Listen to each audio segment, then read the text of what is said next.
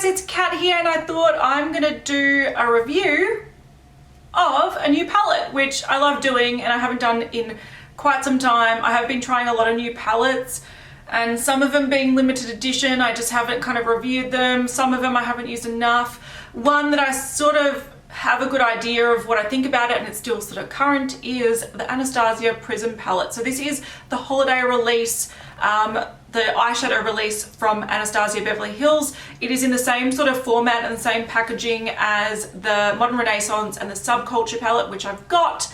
And so I sort of wanted to let you know my thoughts on the colors and the formula, if it's more like the Modern Renaissance, if it's more like the Subculture.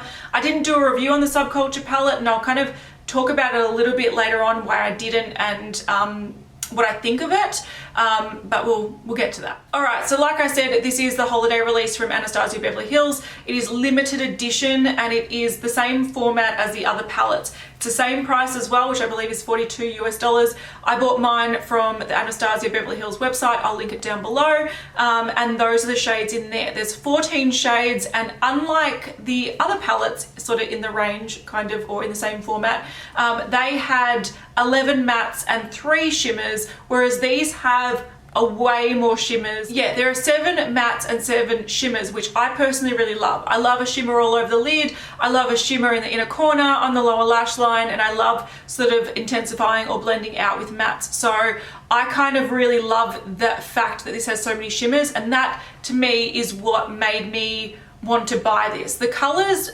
themselves I don't particularly love. I don't go, I must have that fluorescent yellow, but when it comes to Modern Renaissance, my biggest pet peeve of this was the fact that there weren't many shimmers that I could reach for to put all over the lid.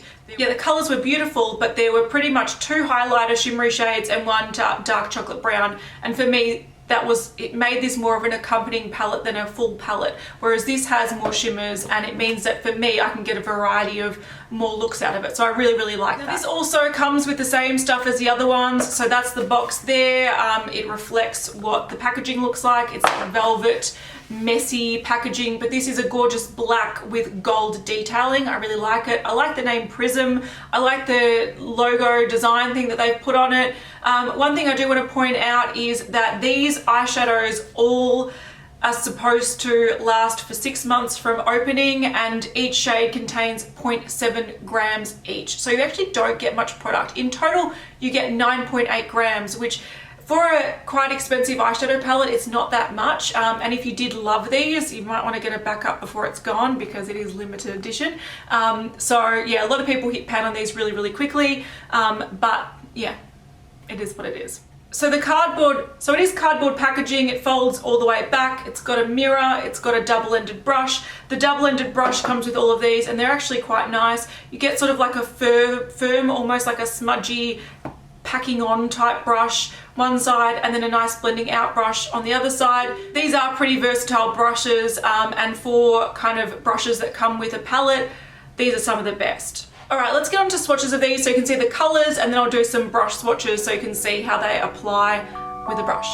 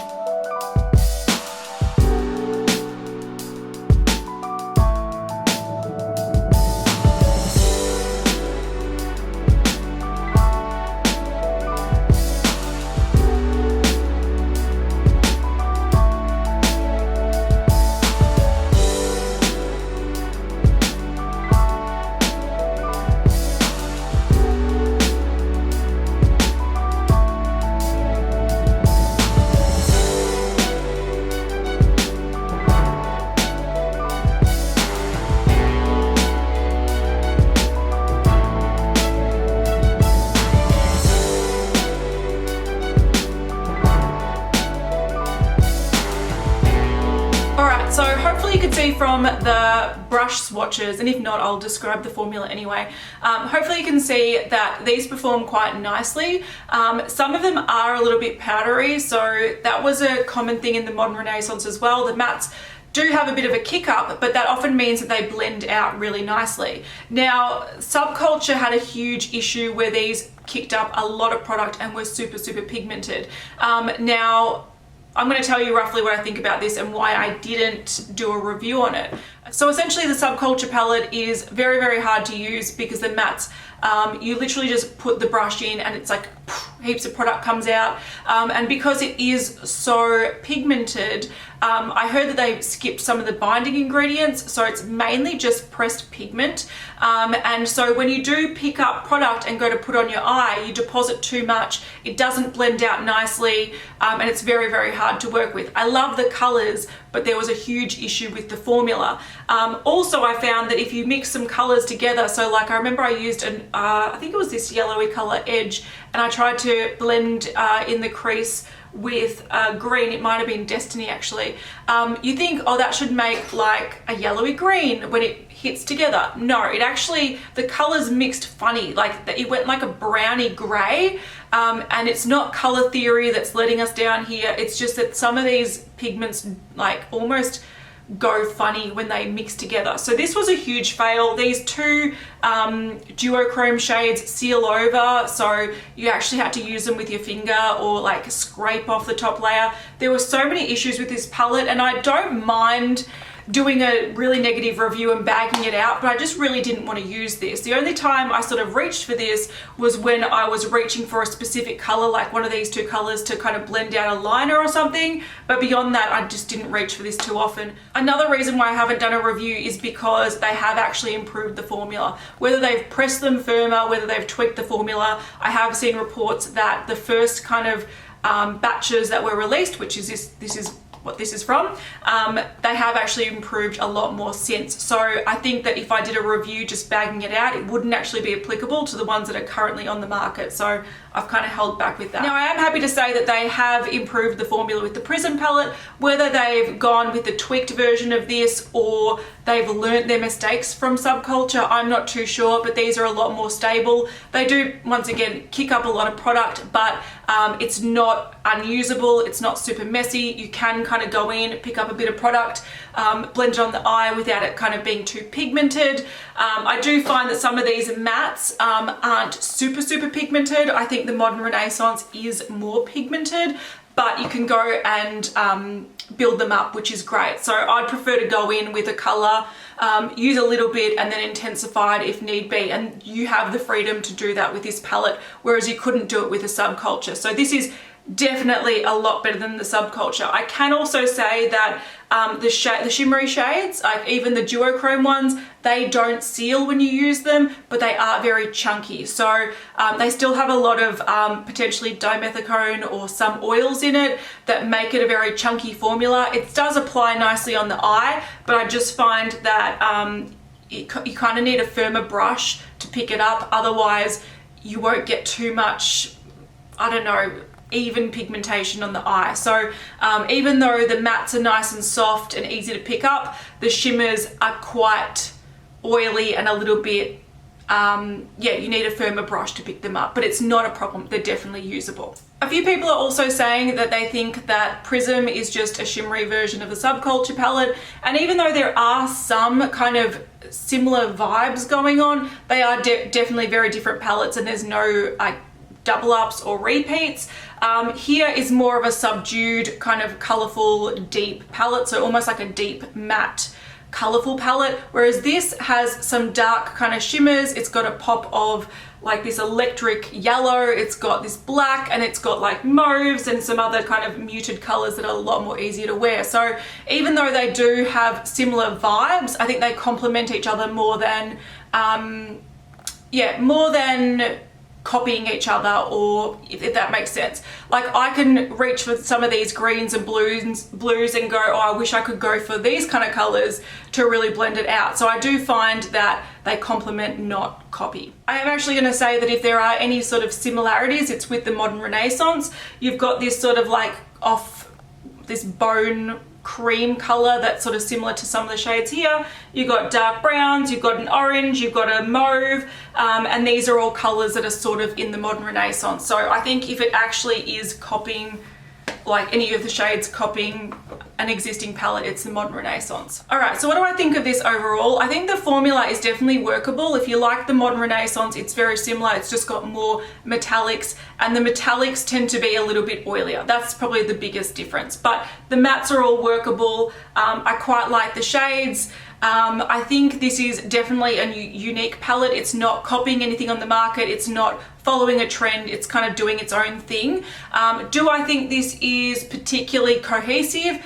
Not really, but you can get a lot of variety out of this and different looks. So you can go with sort of deep colors. You can make a smoky green. You can make a dark black. You can make a, like if you use these, you can make sort of like a romantic nude eye. You can add pops of color. I definitely think this is a good addition to a collection, but in itself, I probably wouldn't reach for just this on a daily basis. I could, and I have done that today. I did it yesterday, I did it the day before, but they're not the shades that I personally reach for every day, but I think they definitely have a place in people's collection. Now today I am actually going a bit bold, and I'm wearing this bright yellow in the crease and also on the inner corner, and I think it actually looks really nice. It looks like an intimidating color, but I think with some of the shades in here, so like the oranges and even the kind of coral shade, it works really well. And because it's not crazy pigmented, like you pick it up and it is pigmented, but it blends out nicely, you know, it doesn't actually look too crazy. I think it's like a step forward in that sort of warm orangey eyeshadow obsession that's going on at the moment. I think that's just taking it to a new fun step, and I actually think it's a really versatile fun color. So yeah, I definitely think this palette is worth the investment if you like the Anastasia Modern Renaissance sort of formula, but you also want to add pops of color and some interesting stuff into your collection. I'm not upset that I bought this. I think it's an interesting palette, and I know I will be getting a lot of use out of it in the upcoming weeks. Unlike the Subculture, which I was really excited about the shades in this, but the formula stops me from actually using it. So I definitely think if you're worried about picking up this because you've been burnt by Subculture, don't stress, they are definitely different enough. So yeah, overall I think the Prism palette is a nice palette. I'm not as blown away as I was about it than I was the Modern Renaissance, but I think the colors are really fun. I think I can't dupe a lot of these in my collection because I think they're very unique. I think it's a sort of a smart palette as well, where you can get variety of looks. You can use it as an accompanying palette, you can use it on its own, and you can pretty much get everything from it that you need for an entire look. So I think that's cool. Throne's gorgeous. I love Throne. I wore it yesterday. I'll put an eye look on the screen. I loved it. But yeah, it's a really interesting mix about warms, cools, brights, darks, nudes, and it's done quite well. I think the format looks a bit crazy, but they all work really well together. But yeah, if you're not really interested in the colors, I probably wouldn't. It's probably not impressive enough to buy unless you think you're going to use it, or unless you're a collector. All right guys, that is my review of the Anastasia Beverly Hills Prism palette. I think it's fun. I don't hate it. I don't think it's particularly Christmassy, but it's sort of what I expect from Anastasia, and I think it's a nice addition to most collections, and I am pleasantly surprised that I use that yellow more often than not, which is bizarre, but it is what it is. So thank you so much for watching. If you enjoyed that, give it a thumbs up. Let me know in the comments if you have this palette, what you think about it, and yeah, that's about it. So I'll see you guys in the next one. Bye.